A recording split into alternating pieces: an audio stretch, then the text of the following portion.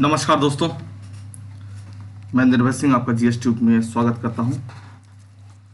दोस्तों, हम लोग भाग 3 मौलिक अधिकार का अध्ययन कर रहे थे और उसी अध्ययन क्रम को हम लोग आगे बढ़ाएंगे।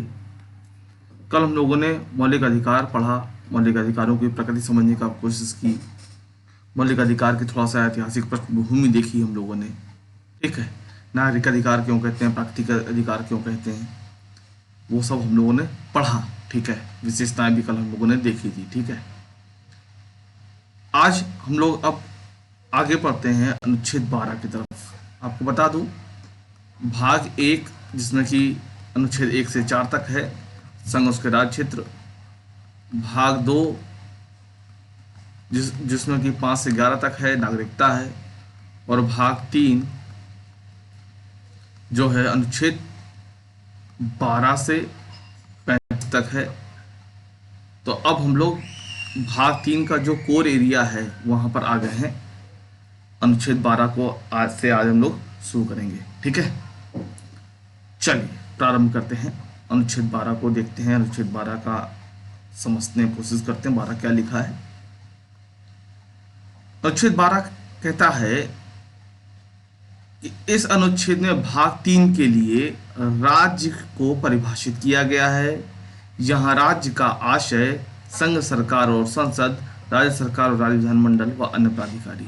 पहली बात तो ये ध्यान दीजिएगा, आप इसके पहले भी मैं आपको राज्य के 2 अर्थ बता चुका हूं। याद दिला देता हूं आपको। एक मैंने आपको बताया था कि संघ और संघ की इकाई को हम लोग राज्य बोल देते हैं। संघ की इकाई जैसे कि उत्तर प्रदेश, बिहार, बंगाल, ये सब आप बोल देते हो। ठीक है। दूसरा, राज्य का अर्थ मैंने आपको बताया था एक देश के रूप में, जिसमें एक भूमि होती है, भूमि पर कुछ जनसंख्या होती है और वो उस पर एक सरकार भी होती है, उसकी संप्रभुता होती है। ये 2 मैंने आपको राज्य के बता दिए। आज एक तीसरा राज्य अब आपको शब्द मिलेगा, तीसरा अर्थ जो अब मिलने जा रहा है अब आपको। लेकिन ध्यान ये भी रखना है, ये भाग 3 के लिए ही ये मतलब निकलेगा बस। ठीक है। लेकिन नॉर्मल जब हम लोग राज्य व्यवस्था का कोई उत्तर लेखन करते हैं तो सरकार की जगह हम लोग राज्य शब्द ही प्रयोग कर लेते हैं, तो उसमें कोई दिक्कत नहीं है। लेकिन हाँ, आपको ये समझना पड़ेगा कि अनुच्छेद 12 में जो राज्य को परिभाषित किया गया है वो सिर्फ मौलिक अधिकारों के लिए किया गया है। एक बात ये समझनी, इसमें क्या शामिल है, तो संघ की सरकार और संसद, मतलब कानून निर्माता जो भी हैं वो सब शामिल हैं। राज्य सरकार और राज्य विधानमंडल और अन्य प्राधिकारी। देखिए, मोटा मोटी ऐसे समझिए, विधायिका और कार्यपालिका, इस तरीके से कोई भी नियम मतलब जो भी नियम बनाने वाली संस्था है, कानून बनाने वाली संस्था है, वो सब राज्य के अंतर्गत आएगी। अन्य प्राधिकारी का क्या मतलब है? अन्य प्राधिकारी का मतलब मान लीजिए नगर पालिकाएं हैं और ग्राम पंचायत है, डिस्ट्रिक्ट बोर्ड है, ये सब जो है वो अन्य प्राधिकारी कहलाते हैं। मतलब हर वो संस्था जो नियम, विधि, उपनियम, उपविधि, आदेश, अध्यादेश जो भी पारित करने की क्षमता रखते हैं, वो सब राज्य के रूप में यहाँ पर स्वीकार किए जाएंगे। ठीक है। हर वो व्यक्ति, मतलब आपके अगर घर की बात करें तो आपके घर में मम्मी पापा जो नियम बना रहे हैं तो वो राज्य कहलाएंगे, जब नियम बना रहे हैं तो। ठीक है, अनुशासन के लिए अगर कोई बना रहे हैं तो मोटा मोटी ऐसे समझिए। ठीक, ये तो हो गया अनुच्छेद 12। और ध्यान दीजिएगा, ये अनुच्छेद 12 ही आगे अभी अनुच्छेद 36 भी इसी तरीके से है, यही है एक्चुअली में। लेकिन ये ध्यान रखिए, आर्टिकल सब धीरे धीरे याद करते चलिएगा, यही मैं आपसे थोड़ा सा कहना चाह रहा हूँ। ठीक है, आगे चलते हैं। तो यहाँ पर याद रखिएगा, संघ सरकार और संसद, राज्य सरकार, राज्य विधानमंडल और अन्य प्राधिकारी। चलते हैं अनुच्छेद 13 की तरफ। बहुत ही इंपॉर्टेंट आर्टिकल है ये, बहुत ही इंपॉर्टेंट है। ये प्रारंभिक परीक्षा के लिहाज से इंपॉर्टेंट तो है ही, मुख्य परीक्षा के लिहाज से बहुत ज्यादा इंपॉर्टेंट है। कैसे है, आइए देख लेते हैं अब। संविधान प्रारंभ से पहले या उसके बाद कोई भी विधि जो भाग 3 से असंगत है वो शून्य होगी। भाग 3 से असंगत है, क्या क्या मतलब है? मौलिक अधिकार से असंगत है, मौलिक अधिकार के विपरीत है। भाग 3 मतलब मौलिक अधिकार। जो मौलिक अधिकार से असंगत है वो शून्य मानी जाएगी। ठीक है, अब असंगत है या नहीं है ये डिसाइड कौन करेगा? सबसे पहले तो आपको ये ध्यान देना है। अब ध्यान दीजिएगा, देखिए छोटी छोटी बातें पकड़ेंगे तो आप मुख्य परीक्षा में फायदे में रहेंगे। ये तय कौन करेगा? जाहिर सी बात है, न्यायालय करेगा। ठीक है, अगर ये न्यायालय करेगा तो यहां पर जो अनुच्छेद 13 है वो न्यायालय को न्यायिक पुनर्विलोकन शक्ति दे रहा है या नहीं दे रहा है? भाई बिल्कुल दे रहा है। तो न्यायिक पुनर्विलोकन की शक्ति जो है वो अनुच्छेद 13 से प्राप्त हो रही है। हालांकि अनुच्छेद 32 से भी मिलती है, 226 से भी मिलती है, लेकिन अभी हम लोग जब वहां पहुंचेंगे तब उसकी बात करेंगे। ठीक है भाई, ये असंगत है, कोई भी विधि अनुच्छेद 13 या कहें संविधान से विपरीत है कि नहीं है, कौन डिसाइड करता है? न्यायालय करता है, जाहिर सी बात है। तो एक तरीके से अनुच्छेद 13 न्यायिक पुनर्विलोकन की शक्ति किसको दे रहा है? न्यायालय को दे रहा है। ठीक है, उम्मीद करता हूं ये बात आपको समझ में आ गई होगी। ठीक है, आगे चलते हैं। और क्या लिखा है इसमें? लिखा है कि संविधान प्रारंभ से पूर्व, इसका क्या मतलब है? भाई देखिए, संविधान हमारा लागू हुआ 26 जनवरी 1950 को, तो इसके पहले भी तो कोई कानून लागू रहा होगा। बहुत सारे केस मुकदमे ऐसे होंगे जो अंग्रेजों के समय से चले आ रहे होंगे। तो क्या भाग 3 उस पर लागू होगा? तो पहले ध्यान दीजिएगा, एक एक पॉइंट को जरा ध्यान दीजिएगा। यहां पर सवाल है क्या उस पर लागू होगा? नहीं। मतलब भाग 3 जो है वो पहले संविधान लागू होने से जो पहले हैं, एक मिनट रुकिएगा, थोड़ा सा लिख देता हूं मैं। संविधान लागू होने से जो पहले हैं, संविधान लागू होने से जो पहले हैं उन पर लागू नहीं होगा। ध्यान दीजिएगा मैं क्या कह रहा हूं, लागू नहीं होगा। इसीलिए कहा जाता है कि जो भाग 3 है, जो मौलिक अधिकार हैं, वो भूतलक्षी नहीं है। ऐसा नहीं है कि हमारे जो मौलिक अधिकार हैं या जो हमारा भाग 3 है वो पहले से पीछे से लागू होगा, बैक डेट से लागू होगा, ऐसा नहीं होगा। ठीक है, ध्यान दीजिएगा एक एक बात को। और आपको हो सकता है ये पढ़ने में आ रहा हो कि संविधान प्रारंभ से पहले आपने कहा है, फिर यहाँ कह रहे हैं लागू नहीं होगा। हाँ, ये दोनों विरोधाभासी दिखाई पड़ रहा होगा, लेकिन थोड़ा सा बात को सुनते जाइए, अभी बहुत स्पष्ट हो जाएगा क्या मैटर है ये। कि सर एक तरफ आप कह रहे हैं संविधान प्रारंभ से पूर्व और उसके बाद कोई भी विधि जो भाग 3 से असंगत है शून्य होगी, और फिर आप यहाँ पढ़ा रहे हैं कि संविधान लागू होने से पहले जो नियम है उस पर भाग 3 लागू नहीं होगा। हाँ, दोनों विरोधाभासी दिख रहे हैं और हैं, लेकिन वही आपको आगे समझना है। ध्यान दीजिए, अब ये मत सोचिएगा सर आपको पढ़ाने में कुछ गलती हो रही है, नहीं, कोई गलती नहीं हो रही, बहुत स्पष्ट है। ध्यान दीजिए अब। तो ये है कि अगर कोई पहले के केस मुकदमे चल रहे हैं पहले की विधि के आधार पर, तो वो भाग 3 से जो असंगत है इसलिए एकदम जीरो नहीं हो जाएंगे। जो केस मुकदमा चल रहा है वो पहले की विधि के अनुसार ही चलेगा। ठीक है, लेकिन होगा क्या? होगा ये कि जो यहीं पर आपके लिए एक सिद्धांत आया है, आच्छादन का सिद्धांत, मैं लिख देता हूं आपको। आच्छादन का सिद्धांत। आच्छादन का सिद्धांत कहता है, डॉक्ट्रिन ऑफ एक्लिप्स जो कहा जाता है, आच्छादन का सिद्धांत या ग्रहण का सिद्धांत, जो भी आपके पास लिखा हो।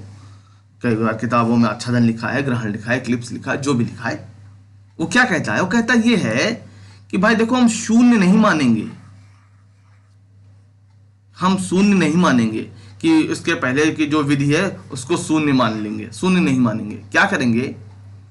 उसको ढक देंगे। मान लीजिए, ऐसे समझिए, ये मान लीजिए मेज पोस है, ये मेज पे कवर पड़ा हुआ है। मान लीजिए कि ये थोड़ा सा यहाँ पर फटा हुआ है, ये देखने में अच्छा नहीं लग रहा है, तो क्या करेंगे, इसको किसी चीज़ से ढक देंगे। क्या कर देंगे, ढक देंगे। किसी चीज़ से लिया, इसको ढक दिया, यहाँ पर ढक दिया कि भाई दिखाई ना पड़े, इसको ढक दिया। ठीक है, शून्य का मतलब इसकी इतने फटे के चक्कर में हम पूरा हटा दें। ठीक है, और ढक देने का मतलब चलो भाई हमारा काम चल रहा है, इसको ढके रहने दो। तो यहां पर यही बात समझने की है। अगर आपसे कथन ये कहे आपसे कि संविधान पूर्व जो विधियां हैं वो उससे भारतीय से असंगत होने पर शून्य मानी जाएगी, कथन एक। फिर कथन दो कि हमारा भाग 3 जो मौलिक अधिकार है वो भूतलक्षी नहीं है, आप कहेंगे बिल्कुल भूतलक्षी नहीं है, दोनों ही सही है। भूतलक्षी नहीं है, बैक डेट से लागू नहीं होगा, जो पहले से चले आ रहे कानून है उनको जीरो नहीं करेगा। जीरो नहीं करेगा भाई, क्या करेगा, वो ढक देगा, छाया में ले लेगा। जैसे कि एक बड़ा पेड़ होता है, उसके नीचे की जो घास है वो मर जाती है, क्यों, क्योंकि उसको प्रकाश नहीं मिल पाता है। ठीक है, तो इसी यही है ये इक्लिप्स, मैंने इसलिए आपको यहाँ पढ़ाया। इक्लिप्स आच्छादन, पहले तो आपको मैंने ग्रहण बता दिया, यहाँ ग्रहण लगा दिया, और फिर अब छाया का सिद्धांत, आच्छादन का सिद्धांत, ढक लेने का सिद्धांत बता रहा हूं यहां पर, कि एक बड़े से पेड़ के नीचे जब आप देखेंगे तो घास नहीं मिलेगी जल्दी। ठीक है, यही है आच्छादन का सिद्धांत। इसे कोर्ट ने कब दिया था, ये इंपॉर्टेंट खैर उतना नहीं है जितना कि ये इंपॉर्टेंट है कि किस केस में दिया था। तो ये भीखा जी के मामले में दिया था। भीखा जी बनाम एमपी। ठीक, भीखा जी बनाम एमपी।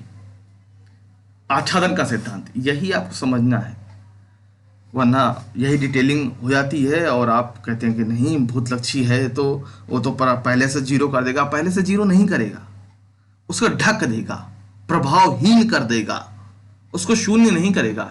शून्य कर देगा तो उसके पहले वाले मुकदमे भी तो सब खत्म हो जाएंगे, सब भाई जो दंड है वो सब पूरा समाप्त हो जाएगा। ऐसा नहीं होगा। हाँ, मुकदमा चलेगा, मुकदमा जब चलेगा देखा जाएगा कि किस सीमा तक असंगतता है, तब फिर आगे देखा जाएगा कि भाई क्या करना है क्या नहीं करना है। ठीक है, अगर बहुत भाग 3 का एकदम ही वायलेशन कर रहा है तो बात अलग है, उसको मानेंगे नहीं मानेंगे आगे देखेंगे। लेकिन अगर शून्य कर देते हैं तो मुकदमा ही खत्म हो जाएगा, वो तो केस ही खत्म हो जाएगा। केस खत्म ना हो, आगे चले, फिर उसमें जब केस दोनों तरफ से अपीलें चलेंगी, बात चलेगी, बात होगी तो जस्ट डिसाइड कर लेगा कि क्या करना है क्या नहीं करना है। ठीक है, ये आच्छादन का सिद्धांत। और ऐसा नहीं है, आच्छादन का जो सिद्धांत है संविधान लागू होने से पहले की विधि के भी लगता है और बाद की विधि के लिए भी लगता है। ठीक है, दोनों प्रकार की विधि पर लागू होगा। संविधान लागू होने के पश्चात अगर कुछ है तो उस पर भी लागू होगा। ठीक है, अब आगे और क्या समझना है, एक कॉन्सेप्ट और है, पृथक्कीकरण का सिद्धांत। पृथक्कीकरण का सिद्धांत, आपने आच्छादन का सिद्धांत पढ़ लिया, पृथक्कीकरण का सिद्धांत।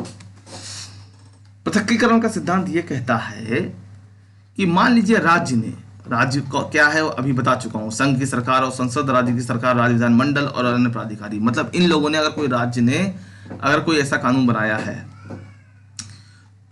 सॉरी, जिसका भाई बहुत कुछ हिस्सा है, मान लीजिए कि ये 2 लाइनें जो हैं ये प्रॉब्लम कर रही हैं, ये भाग 3 से असंगत है, भाग 3 से विपरीत है, भाग 3 से असंगत है, भाग 3 को वॉयलेट कर रही है, कम कर रही है, न्यून कर रही है। देखिए अब क्या होगा, क्या पूरे अधिनियम को अवैध घोषित कर दिया जाए, क्या किया जाए? देखिए, तो इसमें कहा यह गया है, पृथक्कीकरण के सिद्धांत में यह कहा गया है कि देखिए, राज्य कोई विधि बनाता है तो उसमें जो खंड असंगत है, जो खंड मौलिक अधिकारों को कम कर रहा है, शून्य कर रहा है, न्यून कर रहा है, उस खंड को हटा करके, जो असंगत है उसको हटा दीजिए बाकी जो खंड है वो ओके माना जाएगा, वैध माना जाएगा। ठीक है, ये बात कही गई। अब एक सवाल ये उठता है कि भाई कुछ कानून ऐसे होते हैं, मान लीजिए कानून की लाइनें लिखी हुई हैं, बहुत सारे क्लॉज लिखे हुए हैं, ठीक है भाई, कुछ चीजें ऐसी उसमें हैं कि अगर इन क्लॉज को जो कि अवैध माने जा रहे हैं, इनको अगर हटा देंगे तो ये जो अच्छे अच्छे जो हैं पॉइंट वो भी खत्म हो जाएंगे। तो उसमें क्या होगा, उसमें क्या करेंगे, इतना आप हटा लीजिए, बाकी ओके होगा। लेकिन अगर हटाने पे ये जो लाइनें हैं ये अपने आप में प्रभाव शून्य हो जा रही हैं, मतलब दोनों ही वैध और अवैध दोनों ही एक दूसरे से अभिन्न रूप से चिपके हुए हैं, मिले हुए हैं, संबंध रखते हैं, तो ऐसी सूरत में का पूरा कानून ही अवैध घोषित किया जाएगा। अगर अलग कर सकते हैं तो अलग कर दीजिए, शेष कानून वैध माना जाएगा। अगर अलग नहीं कर सकते हैं, प्रभावशीलता कम हो रही है, मेन उद्देश्य ही खत्म हो रहा है, तो फिर पूरा कानून रद्द माना जाएगा। यही है पृथक्करण का सिद्धांत। चलिए अब आपको इसको आसान शब्दों में समझाने की कोशिश करते हैं। ध्यान दीजिएगा, आपने क्या किया, आपने लिया एक फल, आमतौर पर मैं ये सेब के साथ ज्यादा होता है इसलिए मैं सेब बोल दे रहा हूं, ठीक है। सेब में आपने देखा कि इतना एक भाग जो है वो सड़ा हुआ दिखाई दे रहा है। आपने क्या किया, चाकू से इतना काटा और बाकी का सेब खा लिया। यही करते हैं ना, यही पृथक्कीकरण का सिद्धांत है। जो हिस्सा अवैध है उसको काट करके अलग कर दिया, बाकी को ओके कर दिया। लेकिन एक दूसरी सूरत मैंने जो यहां उदाहरण दिया था कि दोनों अवैध और वैध जो कहा जा रहा है वो दोनों एक दूसरे से अभिन्न रूप से मिले हुए हैं, तो पूरा कानूनी नष्ट होगा। अब उसी का उदाहरण इसी सेब से आगे बढ़िए। आपने यहां पर कट किया, अंदर देखा फिर से लाल यहां दिखाई दे रहा है, यहां से कट किया, आपने देखा फिर से अंदर लाल दिखाई दे रहा है। फिर आप क्या करते हो, पूरा का पूरा फेंक देते हो, अरे बेकार है। यही करते हो ना, यही पृथक्कीकरण का सिद्धांत है, कुछ और नहीं है। यही पृथक्कीकरण का सिद्धांत है। कोई कानून ऐसा है जिसकी कुछ लाइनें अगर अवैध हैं तो उन लाइनों को हटा करके बाकी के कानून को ओके कर दिया जाएगा। अगर दोनों वैध और अवैध खंड इस तरीके से आपस में जुड़े हुए हैं, आपस में संबंध रखते हैं कि अगर अवैध खंड को हटा दें तो वैध खंड की कोई ज्यादा योग्यता नहीं रह जाती है, ज्यादा कोई मूल्य नहीं रह जाता है, फिर पूरा का पूरा कानून ही रद्द कर दिया जाता है। ऐसे ही कि अगर थोड़ा सा सड़ा है तो काट करके खा लेंगे, अगर इसको काटने के बाद भी यहाँ सड़ा दिखाई पड़ रहा है तो फिर काट के देख लेंगे भाई। हाँ, आमतौर पर आदमी फिर फेंक ही देता है। तो वही है पृथक्कीकरण का सिद्धांत, कुछ और नहीं है। ये मैंने कोशिश की आपको आसान शब्दों में कुछ समझाने की। बताइएगा आपको समझ में आया कि नहीं आया, सब कमेंट बॉक्स में बताइएगा। आप लोग बताते कुछ नहीं है, बताइएगा थोड़ा सा। अब आपने जो 3 चीजें भी यहां पढ़ी, क्या पढ़ा आपने, मैं लिख दे दूं, एक बार दोहरा दूं। आपने पढ़ा कि अनुच्छेद 13 से न्यायिक पुनर्विलोकन की शक्ति कोर्ट को प्राप्त हुई, पुनर्विलोकन की शक्ति कोर्ट को प्राप्त हुई। फिर आपने पढ़ा आच्छादन का सिद्धांत, फिर आपने पढ़ा पृथक्कीकरण का सिद्धांत,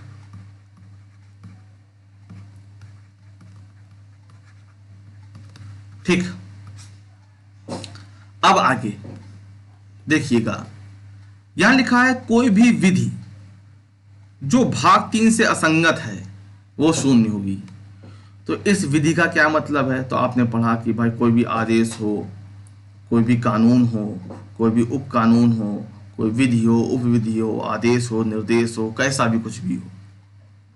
अब क्या संविधान संशोधन जो होता है, क्या उसको भी विधि माना जाए या विधि उसको नहीं माना जाए? सवाल तो ये उठता है कि अगर संशोधन किया जाए तो उसको विधि माना जाए या विधि नहीं माना जाए। तो देखिए, सबसे पहले ये सवाल आया शंकरी प्रसाद के मामले में कि भाई संशोधन माने कि ना माने। इसको देखिए, इस प्रश्न का जरा मूल्य समझ लीजिए, मैं दूसरी भाषा में समझाने की कोशिश करता हूं। अगर आप संविधान संशोधन को विधि नहीं मानेंगे तो संविधान संशोधन के माध्यम से संसद मौलिक अधिकारों में परिवर्तन कर सकती है, कुछ ऐसे परिवर्तन भी कर सकती है जो भाग 3 से असंगत हों, या मौलिक अधिकारों को पूरी तरीके से छीन सकती है, समाप्त कर सकती है, या किसी एक दो को कम कर सकती है। तो सवाल यही उठता है कि विधि इसको माना जाएगा कि नहीं माना जाएगा। ठीक है, अब तो क्लियर हो गया होगा कि अगर विधि मानेंगे तब तो भाई भाग 13 के अनुच्छेद 13 के अंतर्गत अगर विधि मानेंगे तब तो संशोधन इतना आसान नहीं होगा कि कोई भी संशोधन कर दे। लेकिन अगर विधि नहीं मानेंगे तो संशोधन किया जा सकता है। तो शंकर प्रसाद के मामले में कहा गया कि भाई विधि मानेंगे कि नहीं मानेंगे। तो शंकर प्रसाद के मामले में कहा गया कि भाई, न्यायालय ने कहा कि भाई विधि नहीं मानेंगे, हम संविधान संशोधन को विधि नहीं मानेंगे। इसका मतलब ये हुआ कि संसद चाहे तो संशोधन के माध्यम से मौलिक अधिकारों में परिवर्तन कर सकती है। ठीक है, कोई भी बदलाव, कोई भी कम ज्यादा कर सकती है। अब शंकर प्रसाद के ही जो निर्णय को आगे सज्जन सिंह के मामले में भी, सज्जन सिंह का मामला था राजस्थान के साथ, तो उसको भी यही माना गया कि चलो जो संविधान संशोधन है वो विधि नहीं है, आप परिवर्तन करना चाहें कर लें। लेकिन गोलकनाथ के मामले में, गोलकनाथ का मामला था पंजाब के साथ। ठीक है, गोलक आप पूरा ना लिखेंगे, गोलकनाथ बनाम पंजाबवाद ऐसा लिखने की जरूरत नहीं है, गोलकनाथवाद लिख देते हैं बस, पर्याप्त है। तो गोलकनाथवाद में मामला थोड़ा सा यहां पर बदला और कहा गया कि भाई देखिए, ये जो संविधान संशोधन है ना, ये जो 13 के अंतर्गत है वो विधि माना जाएगा, अनुच्छेद 13 के अंतर्गत विधि माना जाएगा। ये कहां परिवर्तन हुआ? गोलकनाथ मामले में। पॉइंटर को ध्यान दीजिएगा, गोलकनाथ मामले में कहा गया कि हम विधि मानेंगे। इसका मतलब क्या हुआ? इसका मतलब यह हुआ कि संसद अब मनमाना परिवर्तन नहीं कर सकती है मौलिक अधिकारों में। अब यहां जब विधि नहीं मान रहे थे, क्योंकि लाइन क्या लिखी है, इस लाइन को ठीक से पढ़िए, निर्मित कोई भी विधि जो भाग 3 से असंगत है शून्य मानी जाएगी। लेकिन संशोधन को अगर विधि नहीं मानेंगे तो असंगत हो या ना हो, शून्य होने का कोई सवाल नहीं उठता है। यही लड़ाई यहां पर चल रही है। शंकर प्रसाद ने कहा कोर्ट ने कि भाई हम संविधान संशोधन को विधि नहीं मान रहे हैं, अर्थात संशोधन किया जा सकता है। सज्जन सिंह के मामले में भी शंकर प्रसाद का जो निर्णय दिया था उसी को स्वीकार किया गया। लेकिन गोलकनाथ के मामले में न्यायालय पलट गया, क्योंकि आपको तो पता है न्यायालय अपना निर्णय स्वयं रिव्यू कर सकती है। आपको पता है, नहीं पता तो कोई बात नहीं, आर्टिकल 137, 136 ये सब पढ़ेंगे तो आप समझ जाएंगे, खासतौर से 137। ठीक है, फिलहाल इतना समझिए कि गोलकनाथ मामले में सुप्रीम कोर्ट ने ये बदल दिया मामला कि भाई संविधान संशोधन जो है वो भी अनुच्छेद 13 के अंतर्गत विधि आएगी। अब ये क्लियर सा मैसेज था कि संसद इसमें मनचाहा परिवर्तन नहीं कर सकती। अब संसद को थोड़ा सा जो उस समय की जो व्यवस्था थी उसको थोड़ा सा बुरा लग गया कि भाई ये तो गलत बात है, ऐसा नहीं होना चाहिए। अब क्या हुआ? अब हुआ ये कि जो संशोधन है, 24वां संविधान संशोधन 1971, संसद को बुरा लग गया कि अरे कोर्ट ऐसा कैसे कर सकता है। 24वां संविधान संशोधन करके कहा, संसद ने जारी किया, क्या परिवर्तन किया? कहा कि देखो कि संविधान संशोधन जो है ना वो अनुच्छेद 13 के अंतर्गत विधि नहीं माना जाएगा। ध्यान दीजिएगा इस बात पर। संसद को यह बात बुरी लगी कि गोलकनाथ मामले में न्यायपालिका ने ऐसा निर्णय क्यों दिया। हम तो संविधान में कहीं भी परिवर्तन कर सकते हैं, संसद की जो संशोधन शक्ति है वो अपरिमित है, असीमित है, वो कहीं भी परिवर्तन कर सकती है। इस तरीके की चीजें संसद की अपनी मनोभाव थे वहां पर, और उन्होंने 24वें संविधान संशोधन से ये बात क्लियर कर दिया कि भाई संसद संविधान में कहीं भी परिवर्तन कर सकती है। उन्होंने इस बात को बहुत स्पष्ट रूप से यहां पर बता दिया था। ठीक है, अब आगे आता है केशवानंद भारती का मामला। केशवानंद भारती 1973। केशवानंद भारती के मामले में क्या हुआ? केशवानंद भारती के मामले में ध्यान दीजिएगा, अगली जो लाइन बोलने जा रहा हूं, केशवानंद भारती के मामले में कहा ये कोर्ट ने कि भाई देखो जो आपने 24वां संविधान संशोधन है वो हम स्वीकार करते हैं। आप ये जो कह रहे हो कि संविधान संशोधन जो है वो विधि अनुच्छेद 13 के अंतर्गत विधि नहीं मानी जाएगी, हम स्वीकार करते हैं। और हम ये भी स्वीकार करते हैं कि संसद को पूरा प्राधिकार है, पूरा अधिकार है कि संविधान में संशोधन कर सकती है। लेकिन ये जो संशोधन होगा वो आधारभूत ढांचे के भीतर होगा, आधारभूत ढांचे को अपरिवर्तित करते हुए मौलिक अधिकारों में संशोधन का अधिकार होगा। मतलब कि अब देखिए, आधारभूत ढांचा ये कॉन्सेप्ट पहली बार आया है और इस ढांचे से ये शब्द जहां आ गया है, बहुत सारी मतलब इसीलिए केशवानंद भारती के केस को भारतीय न्यायिक इतिहास में मील का पत्थर माना जाता है। आधारभूत ढांचे का जो कॉन्सेप्ट है वो बड़ा स्पेशल है। अब अगर आपसे ये पूछा जाए कि क्या अनुच्छेद 13 के अंतर्गत संविधान संशोधन विधि है, आप कहेंगे नहीं है। ठीक है, ये नहीं कहेंगे कि विधि है, नहीं, विधि नहीं है। और विधि नहीं है, केशवानंद भारती के मामले में भी ये बात क्लियर कर दिया गया कि संशोधन करने की शक्ति संसद की है, बिल्कुल है, कहीं पर संशोधन कर सकते हैं, लेकिन आधारभूत ढांचे को अपरिवर्तित करते हुए संशोधन कर सकते हैं। आधारभूत ढांचा क्या है? तो आधारभूत ढांचे की कोई अंतिम लिस्ट, अंतिम परिभाषा, अंतिम सूची जारी नहीं की गई है। न्यायालय समय समय पर अपनी व्याख्याओं द्वारा आधारभूत ढांचे को परिभाषित करता है। आधारभूत ढांचे को आपको कैसे समझाऊं, तो जरा समझिएगा, आप कैसे समझें, समझिए। आपको मैंने बताया था उद्देश्य का जिसमें संविधान निर्माताओं ने अपने जो मन का भारत है, जो कैसा वो भारत को बनाना चाहते हैं, कि उनके सपनों का जो भारत है, भारत को कैसा बनते देखना चाहते हैं, भारत के नागरिकों को क्या क्या वो देना चाहते हैं, नागरिकों को क्या क्या राज्य से मिलना चाहिए, वो सब परिभाषित किया गया है। और उन्होंने जो बेसिक जो संविधान बनाया है उससे भी एक झलक मिलती है कि हमारे संविधान निर्माता क्या चाहते हैं।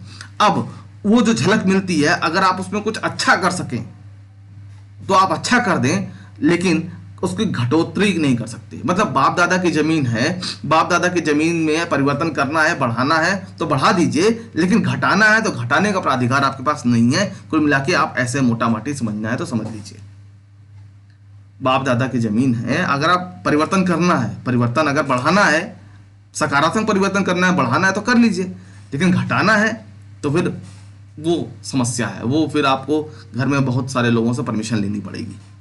ठीक है, तो यही आधारभूत ढांचे का कॉन्सेप्ट है। और आपसे पूछा भी जाता है कि आधारभूत ढांचे का कॉन्सेप्ट किस वाद में दिया गया, तो ध्यान रखिएगा, आधारभूत ढांचे का कॉन्सेप्ट केशवानंद भारती के वाद में दिया गया। ठीक है, और क्या संविधान संशोधन अनुच्छेद 13 के अंतर्गत विधि है, आप कहेंगे नहीं है। ठीक है, ये सब शॉर्ट नोट्स बना लीजिएगा। ठीक है, तो आज 12 और 13 ही पढ़ेंगे हम लोग। कल की क्लास में मेरी कोशिश होगी कि आपको मौलिक अधिकारों में जो संशोधन है या न्यायिक समीक्षा है, मतलब ये असंगतता है, तो असंगतता में भी कुछ अपवाद हैं, उनको मैं पहले ले लूँ। ठीक है, बाकी तो आर्टिकल तो फिर जल्दी से हो ही जाएगा, लेकिन ये जो महत्वपूर्ण पार्ट है, जो मुख्य परीक्षा के काफ़ी इम्पोर्टेंट है, अगर आप पुराने प्रश्न उठा करके देखेंगे, यूपीएससी या बीपीएससी या यूपीपीएससी किसी के भी उठा के देखेंगे, तो ये आपको पर्याप्त रूप से दखल मिलेगा। ठीक है, तो आपको ये वीडियो कैसा लगा जरूर बताइएगा। वीडियो को लाइक कीजिए, अपने दोस्तों के साथ शेयर कीजिए, और चैनल को अभी तक सब्सक्राइब नहीं किया तो सब्सक्राइब कीजिए। और हाँ, आपको वीडियो कैसा लगा ज़रूर बताया करिए, क्योंकि आपका ये जो प्रत्युत्तर है, यही हमारे लिए ऊर्जा का स्रोत का काम करती है। दूसरी चीज़, डिस्क्रिप्शन में एक ग्रुप का लिंक है, उसको ग्रुप को ज्वाइन कर लीजिए।